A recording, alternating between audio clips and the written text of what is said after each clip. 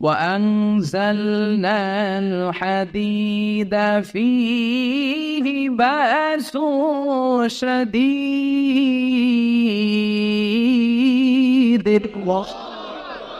আমি পৃথিবীর মধ্যে লোহা নাজিল করেছি, লোহার ভেতরে আছে ভয়ঙ্কর ধরনের শক্তি। মানাফিউ লিন-নাস, মানুষের জন্য উপকার আছে না নাই? সব কাজে লোহা লাগে। মোবাইল বানাবেন, লোহা লাগবে। গাড়ি, লোহা লাগবে। বাড়ি, লোহা লাগে। এই যে মাইক দিয়ে ওয়াজ করতেছি, লোহা আছে না? লোহা ছাড়া কিছুই হয় না।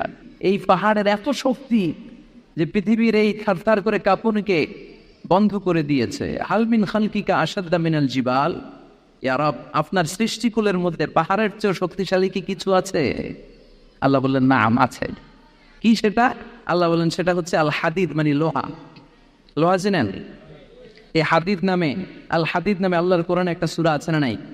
সূরাতুল হাদিদ, লোহার সূরা। ওয়া আনজালনাল হাদিদ ফীহি বাসুন শাদীদ ওয়া মানাফিউ লিন-নাস। আল্লাহ বললেন আমি লোহাকে নাজিল করেছি। লোহা পৃথিবীর কোনো উপাদান নয়। পৃথিবীতে লোহার মলিকিউল তৈরি হয়নি, হয়েছে মহাবিশ্বের অন্য কোনো জায়গা থেকে। লোহার একটা অণু তৈরি করতে 1 কোটি ডিগ্রি সেলসিয়াসেরও বেশি তাপমাত্রা লাগে। এই লোহাকে আল্লাহ বললেন আমি পাহাড়ের চেয়ে বেশি শক্তিশালী করে বানিয়েছি লোহাকে। সুবহানাল্লাহ পড়ে। ফেরেশতারা বললেন আল মিন খালকিকা আশাদ্দা মিনাল হাদিদ। আল্লাহ, আপনার এই সৃষ্টিকুলের মধ্যে লোহার চাইতেও শক্তিশালী কি কিছু আছে? আল্লাহ বললেন না, আছে।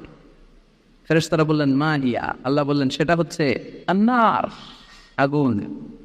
আগুন লোহাকেও গলিয়ে দেয়। সুবহানাল্লাহ পড়েন। ফেরেশতারা বললেন হাল মিন খালকিকা আশাদ্দা মিনান নার।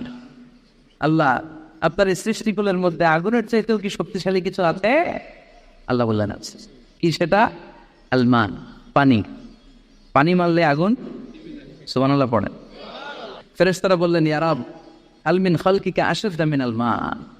আপনার এই সৃষ্টিকুলের মধ্যে পানির চাইতেও শক্তিশালী কি কিছু আছে? আল্লাহ বললেন না, আছে। সেটা কি? আর রিহ মানে বাতাস। কারণ বাতাসের ধাক্কায় সমুদ্রে, সাগরের পানিতে ঢেউ খেলে, জলের উচ্ছ্বাস হয়, জলোচ্ছ্বাস হয়, ঠিক কিনা? এবার ফেরেশতারা বললেন মাবুদ, পানির চাইতেও বেশি শক্তিশালী বাতাস। এবার আমাদের জানতে বড্ড মনে চায়, এই বাতাসের চাইতেও শক্তিশালী কোনো সৃষ্টি আপনার সৃষ্টি জগতে আছে নাকি? আল্লাহ বললেন বাতাসের চাইতেও শক্তিশালী একটা জিনিস আছে। দেখি কে কইতে পারে, বলেন। সুবহানাল্লাহ। আল্লাহ বললেন বাতাসের চাইতেও শক্তিশালী হলো আশরাফুল মাখলুকাত, মানুষ। কিয়ামতটা যেদিন হবে, ওই দিন গোটা বিশ্বব্যাপী আমাদের পরিস্থিতি কি হবে এটার একটা নকশা আল্লাহ নিজেই সূরার নকশা এঁকে দিয়েছে। কিয়ামতের প্রামাণ্য ধারা বর্ণনা আল্লাহ নিজে দিয়েছে। সূরাটার নাম হচ্ছে আল কারিয়া। কি নাম? সবাই বলেন কি নাম? আল কারিয়া মানে হচ্ছে বিকট আওয়াজ, ভয়ঙ্কর আওয়াজ, জাইগান্টিক সাউন্ড, বোম্বাস্টিং মার্কা সাউন্ড। যে সাউন্ড, যে আওয়াজ, যে বিকট শব্দ পৃথিবীর কোনো মানুষ শুনে নাই। The trumpet, the siren, the whistle, বিশাল এক হুইসেল বাজানো হবে। হুইসেল বাজানোর ফলে বিকট একটা শব্দে গোটা বিশ্ব ভেঙে খান খান হয়ে যাবে। এটার নামই হচ্ছে আল কারিয়া। চিল্লায় এখন সুবহানাল্লাহ। ওই হুইসেল দেওয়ার জন্য, ওই সুরের ভেতরে, সিংহার ভেতরে ফুৎকার দেওয়ার জন্য রব্বুল আলামিন স্পেশাল একটা ফেরেশতা বানিয়েছেন। তার নাম হলো ইসরাফিল আলাইহিস সালাম। কি নাম? ইসরাফিল আলাইহিস সালাম। সাইরেনের ভেতরে 3টা ফুৎকার দেওয়ার জন্য তৈরি করেছেন। তার ডিউটি হচ্ছে তার গোটা জীবন জুড়ে হুইসেলের ভেতরে 3টা ফু দিবে। এটার বাংলায় বলে সিংহা। বাংলায় কি বলে? সিংহায় ফু দিবে কয়টা? চিল্লায় বলেন। এই ফেরেশতার পা দুটো হচ্ছে জমিনে, এই ফেরেশতার মাথা হচ্ছে আকাশের অনেক উপরে। সৃষ্টির পর থেকে এই ফেরেশতা ওই সিংহাটা, ওই বাঁশিটা তার 2 ঠোঁটের মাঝখানে লাগিয়ে আল্লাহর আরশের দিকে তাকিয়ে আছে, and just waiting for the green signal. আল্লাহর পক্ষ থেকে সিগন্যাল আসার অপেক্ষায় আছে যে আল্লাহ কখন বলবে যে ফু দেই। সুবহানাল্লাহ।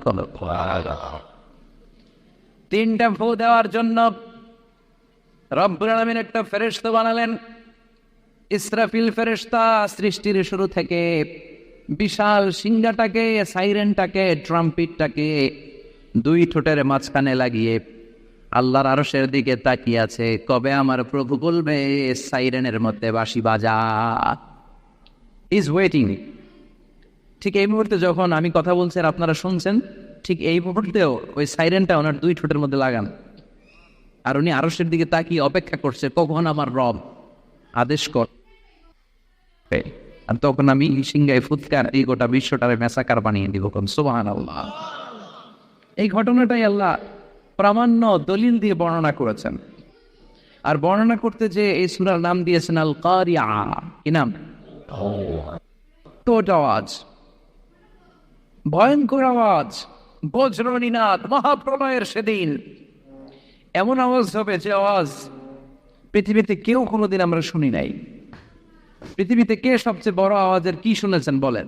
সিডরের ভয়ঙ্কর আওয়াজ। হ্যাঁ, কিসের আওয়াজ? বজ্রপাত, বজ্রপাত, থান্ডার। হেডার আওয়াজটা আসলেই ভয়ঙ্কর। আমি বছরের বেশিরভাগ সময় জুড়ে থাকি মালয়েশিয়াতে। মালয়েশিয়ার পাশের দেশ সিঙ্গাপুর। পৃথিবীতে যেই কয়েকটা দেশে সবচেয়ে বেশি বজ্রপাত রেকর্ড করা হয় এর মধ্যে একটা হচ্ছে সিঙ্গাপুর, আর একটা হচ্ছে ভুটান। এই দেশগুলোতে সবচেয়ে বেশি বজ্রপাত পড়ে। ভয়ঙ্করতম বজ্রপাতের আওয়াজ। আসলে এই বজ্রপাতের আওয়াজ খুব বিকট আওয়াজ। আপনি ঠিকই বলেছেন।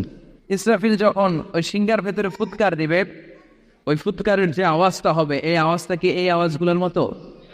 কথা বলেন। এর চেয়ে অনেক ভয়ঙ্করতম আওয়াজ, যে আওয়াজ শুনলে আপনার হৃদয় শিউরে উঠবে, কেঁপে উঠবে।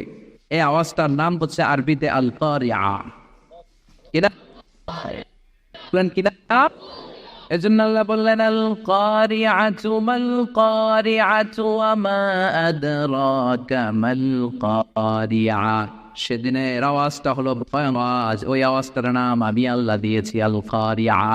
আল কারিআ মাল কারিআ ওয়া মা আদরাকা মাল কারিআ। তিনবার তিনি সূরার শুরুতে তিনবার এই শব্দটা উচ্চারণ করেছেন। কয়বার? কথা বলেন। তিনবার। যে কোনো জিনিস তিনবার যখন আমরা বলি, গুরুত্ব বোঝানোর জন্য বলি, বলি না? বিশ্বনবী মাঝে মাঝে কোনো জিনিসের ইম্পর্টেন্স, সিগনিফিক্যান্স, তাৎপর্য এবং গুরুত্ব বোঝানোর জন্য তিনবার বলতেন। কয়বার?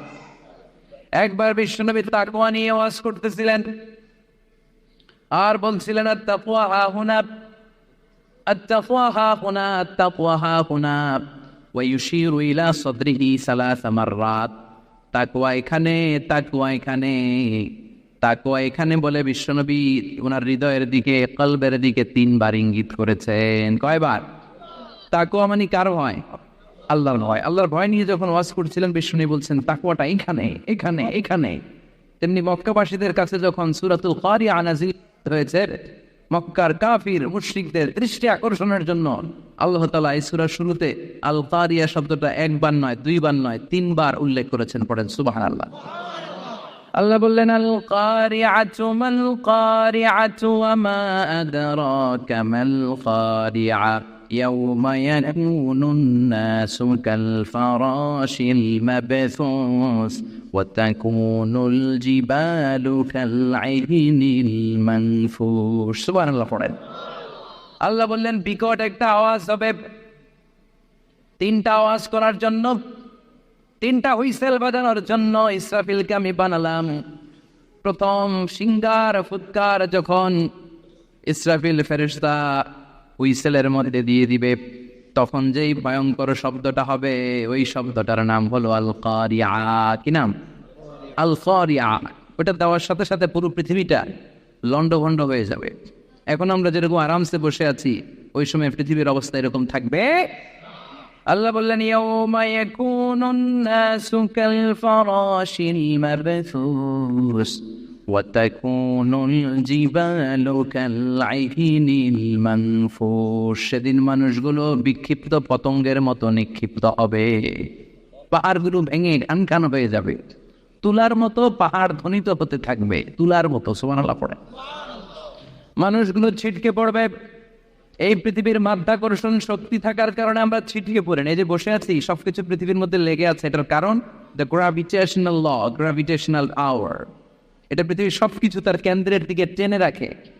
কিন্তু কিয়ামতের দিন আল্লাহ পৃথিবীটারে ধরে যখন একটা ঝাঁকুনি দিবেন, একটা কাঁপুনি দিবেন, একটা ভাইব্রেশন দিবেন, একটা আর্থ কোয়াক, একটা ভূমিকম্প দিবেন, মুহূর্তের মধ্যেই পুরো পৃথিবীর সবকিছু ছিটকে পড়ে যাবে। চিল্লায় পড়েন আল্লাহু আকবার।